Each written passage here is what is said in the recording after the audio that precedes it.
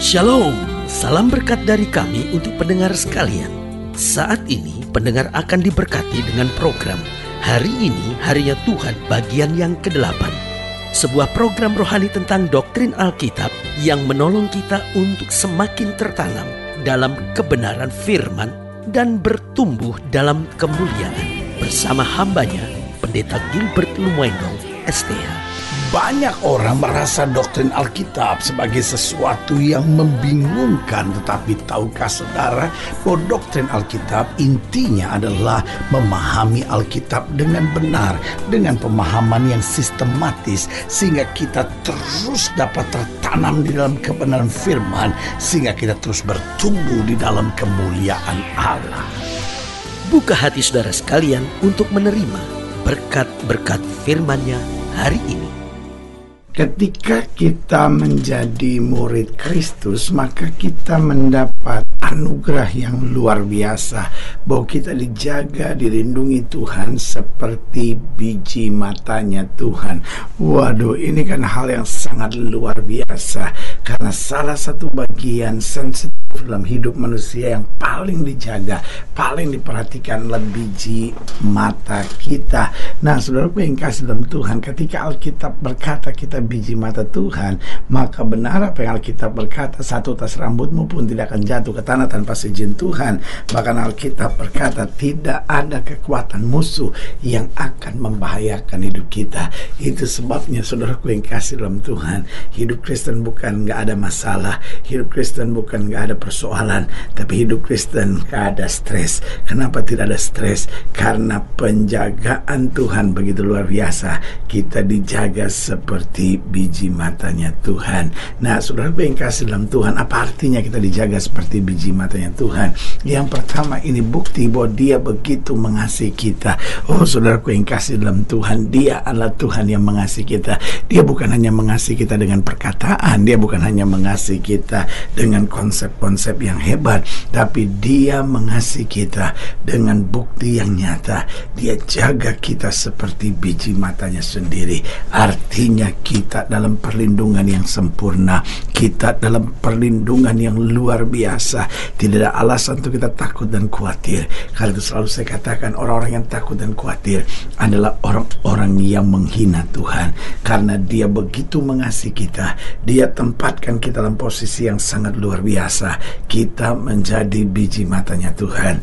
Nah, karena kita biji matanya Tuhan dan Dia mengasihi kita, sudah sepantasnya kita berkata, Tuhan, hidupku hanya kuserahkan bagimu, biar bukan kehendakku yang jadi, melainkan kehendak-Mu yang terjadi. Berarti saudaraku yang kasih dalam Tuhan, gak usah lagi khawatir untuk apapun, karena kenyataan bahwa kita dijaga seperti biji matanya Tuhan, itu sudah bukti yang jelas bahwa Dia begitu mengasihi kita. Haleluya.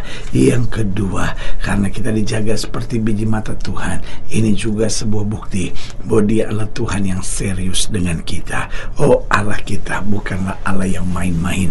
Jangan pernah berpikir, betul gak ya Tuhan akan tolong saya, betul gak ya Tuhan akan bela saya. My God is a serious God.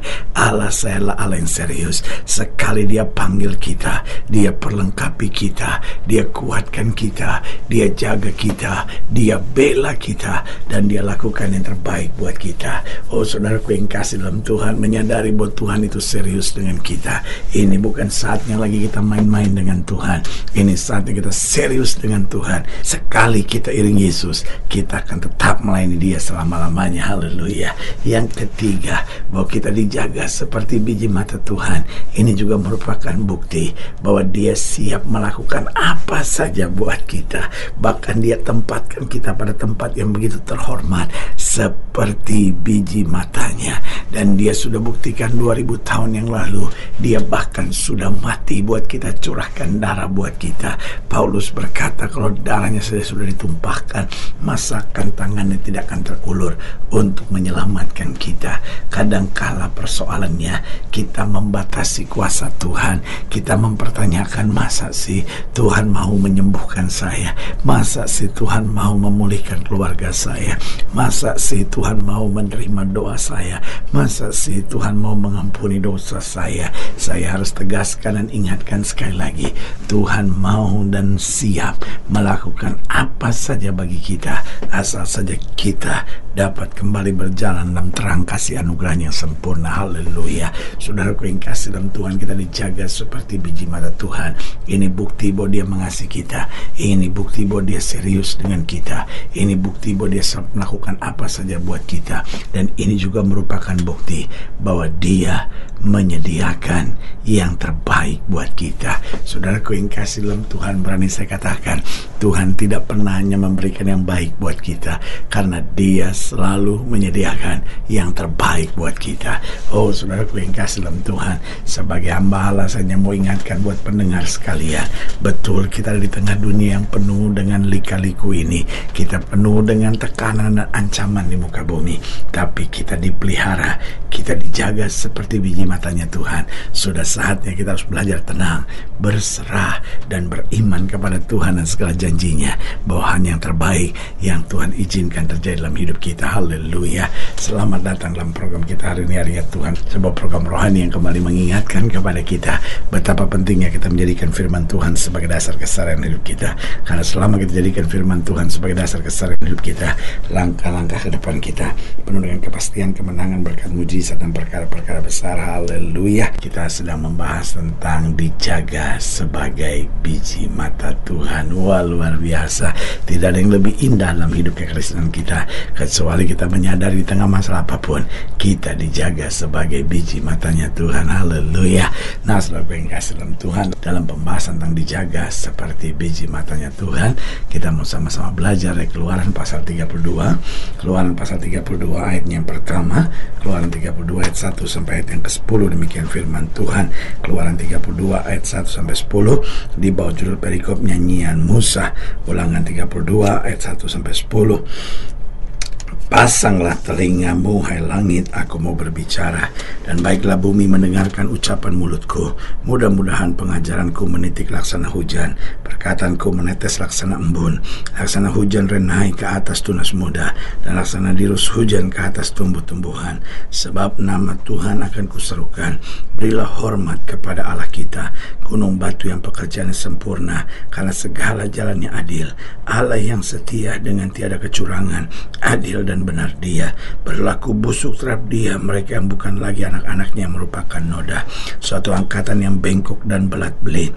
Demikian engkau mengadakan pembalasan terhadap Tuhan, hai bangsa yang bebal dan tidak bijaksana. Bukankah Ia Bapamu yang mencipta engkau, yang menjadikan dan menegakkan engkau? Ingatlah kepada zaman dahulu kala, perhatikanlah tahun-tahun keturunan yang lalu, tanyakanlah kepada ayahmu, maka ia memberitahukannya kepadamu, kepada para tua-tuamu, maka mereka mengatakan kepadamu. Ketika Sang Maha Tinggi memberikan milik pusaka kepada bangsa-bangsa, ketika Ia memisah-misah anak-anak manusia, maka Ia menetapkan wilayah bangsa-bangsa menurut bilangan anak-anak Israel. Tetapi bagian Tuhan ialah umatnya, Yakub ialah milik yang ditetapkan baginya. Didapatinya Dia di suatu negeri di padang gurun, di tengah-tengah ketandusan dan auman padang belantara. Dikelilinginya Dia dan diawasinya, dijaganya sebagai biji matanya. Ayat 10 ini menarik perhatian saya. Didapatinya Dia di satu negeri di padang gurun, di tengah-tengah ketandusan dan auman padang belantara.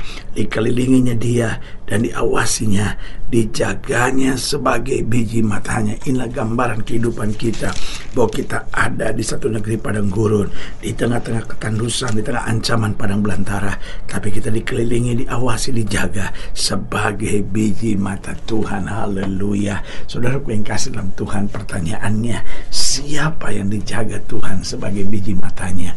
Yang pertama, orang-orang yang sudah bertobat dan menjadi pelaku firman, orang-orang yang sudah lahir baru. Artinya bukan hanya Kristen, bukan hanya sekedar oh ya saya kan punya agama, oh ya kan saya percaya Yesus. Apa artinya kita percaya Yesus tapi kalau kita tak berzina? Apa artinya kita percaya Yesus tapi juga percaya kuasa-kuasa kegelapan? Apa artinya kita percaya Yesus tapi hidup kita sebetulnya bikin malu nama Yesus? Sebagai hamba Allah saya mau bilang, yang dijaga sebagai biji matanya Allah adalah orang yang mau sungguh-sungguh bertobat dan siap menjadi pelaku firman. Karena dengan bertobat dan siap menjadi pelaku firman, maka Roh Kudus akan memampukan kita. Yang kedua, siapa yang dijaga sebagai biji matanya Allah, yaitu orang yang mau hidup benar dan bersih di hadapan Tuhan. Saudaraku yang kasih dalam Tuhan, kadang-kala persoalannya kita tahu tapi kita nggak mau. Kita sih tahu gitu ya, wah saya nggak boleh selingkuh. Kita tahu, wah saya nggak boleh dendam. Wah saya tahu saya nggak boleh balas jahat dengan yang jahat. Kita tahu tapi kita nggak mau. Tetapi siapa yang dijaga sebagai biji matanya Allah? Orang yang mau untuk hidup benar dan bersih di hadapan Tuhan. Yang ketiga, siapa yang dijaga sebagai biji matanya Allah adalah orang yang menolak kompromi terhadap dosa. Salah satu persoalan kita adalah kita sebut diri kita Kristen, tapi kita kompromi dengan dosa. Padahal apa artinya Kristen? Artinya Kristen adalah menjadi pengikutnya Kristus. Apapun yang Yesus suka, apapun yang Yesus mau, apapun yang Yesus kehendaki, itu yang harus kita ikuti. Dan segala sesuatu yang Yesus nggak suka harus berani kita tolak dan kita tinggalkan. Karena itu siapa yang dijaga sebagai biji matanya Allah?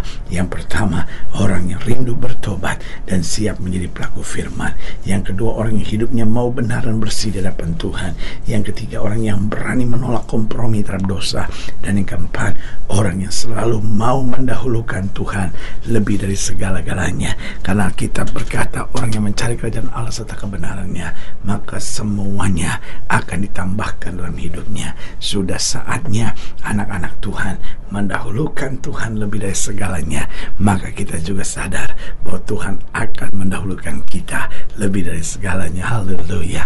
Saudaraku yang kasih dalam Tuhan, jika sedang di lain jauh, hubungi kami melalui telepon, hubungi kami melalui surat, kunjungi website kami, karena kami ada untuk membawa Bapak Ibu senantiasa lebih dekat pada Tuhan dan mengalami kasih kuasa mujizat yang luar biasa. Haleluya. Secara khusus melalui program ini juga saya mau berdoa buat setiap saya yang sakit, setiap saya yang berbeban berat, karena saya percaya bahwa bagi Allah tidak ada perkara yang mustahil. Nah, saudara-saudara yang ingin didoakan secara khusus, boleh taruh tangan kanan saudara di dada dan kita akan berdoa. Mari kita berdoa. Bapa, dalam nama Yesus, hamba doa buat yang sakit, hamba doa buat yang berbeban berat, hamba doa untuk setiap mereka sedang menghadapi masa-masa yang sukar, karena hamba percaya bahwa bagi Allah tidak ada perkara yang mustahil. Bapa, hamba berdoa di dalam nama Yesus, Tuhan jamah yang sakit, Tuhan sembuhkan, yang lemah Tuhan kuatkan, yang susah Tuhan hiburkan, yang jatuh Tuhan angkat, sehingga hari-hari yang penuh kemenangan boleh berlaku. Secara khusus hamba doa buat mereka yang taruh tangan kanannya di dada, di dalam nama Yesus, anugerah, kasih karunia, kuasa, berkat Tuhan yang sempurna boleh terus mengalir.